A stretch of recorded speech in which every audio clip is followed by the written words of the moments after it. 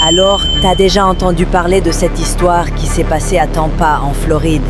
Tôt le matin, la police reçoit un appel 911. La personne au bout du fil, c'est une jeune fille de 18 ans, Natavia Sanders. Elle appelle pour dire qu'elle vient de se faire étrangler par sa mère. La police réagit vite. Les policiers arrivent sur place, ils frappent à la porte, ils essaient de contacter la famille, mais pas de réponse immédiate. La maison est sombre, tout est calme. Un des policiers pense entendre des cris ou des bruits suspects à l'étage, alors il se prépare à tout. La scène est tendue. La porte s'ouvre et là, surprise, il découvre une femme, Roesha Silvius, 38 ans, qui ne veut pas leur laisser entrer facilement. Elle commence à résister, à crier, à donner du fil à retordre aux policiers. Elle leur dit qu'elle ne veut pas qu'ils entrent, qu'elle ne fait rien de mal. Les policiers la maîtrisent, la mettent en garde à vue et pendant ce temps, ils entrent dans la maison. Et là, c'est le choc. Ils trouvent Natavia, la fille, inconsciente par terre dans la cuisine. Elle ne répond pas, elle a l'air très mal.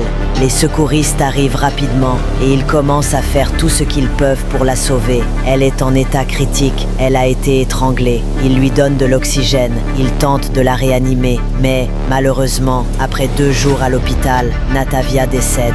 La médecine légale confirme qu'elle a été étranglée. Ses blessures correspondent à une strangulation.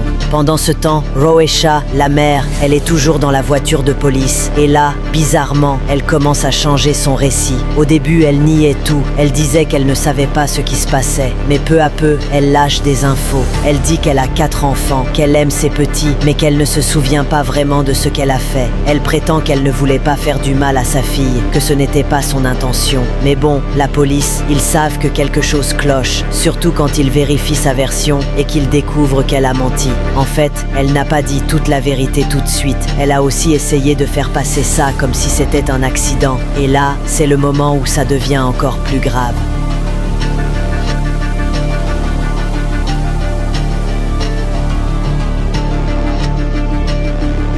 Les policiers découvrent que Roesha, en plus d'avoir étranglé sa fille, a un passé compliqué. Elle avait été en conflit avec la justice avant, elle avait été déclarée inapte à être jugée à cause de problèmes mentaux. Et, dans ces affaires, ils trouvent des éléments qui la relient à une situation encore plus grave. Des accusations de résistance à l'ordre public, de violence et même de tentatives de dissimulation de preuves. Elle a essayé de cacher des choses, de manipuler la scène, de faire croire qu'elle n'était pas responsable. Mais ce qui est vraiment dingue, c'est que, quelques jours après, la vérité éclate. La médecine légale confirme que la mort de Natavia est une homicide, qu'elle a été étranglée et que ses blessures sont graves. La police rassemble toutes les preuves et Roesha, elle, doit faire face à la justice. Elle est arrêtée, inculpée pour homicide volontaire, résistance à l'ordre et tout ce qui va avec. Son cas est complexe parce qu'elle n'était pas dans son état normal. Apparemment, elle aurait des problèmes psychologiques. Mais le système ne rigole pas avec ça et elle finira par être jugée.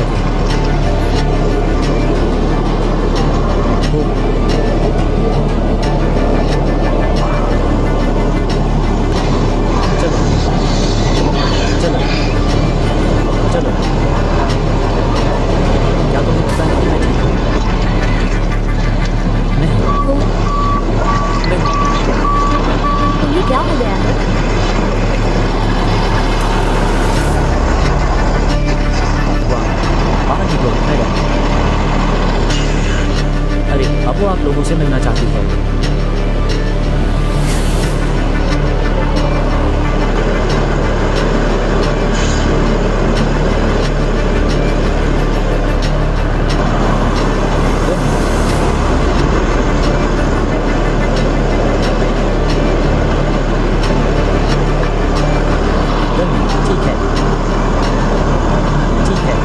जब आप वहाँ पहुँचेंगे तो पुलिस का इलाज कर सकते हैं। जा सकता हूँ और मैं तुम्हें दे दूँगी। वहाँ एक डॉक्टर है जो आपका इलाज कर सकता है।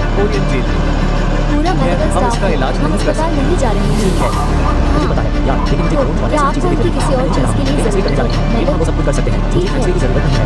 मैं तुम्हें एक पट्टी दूंगा। रोटेसा को जेल ले जाया गया और उन पर एक अधिकारी का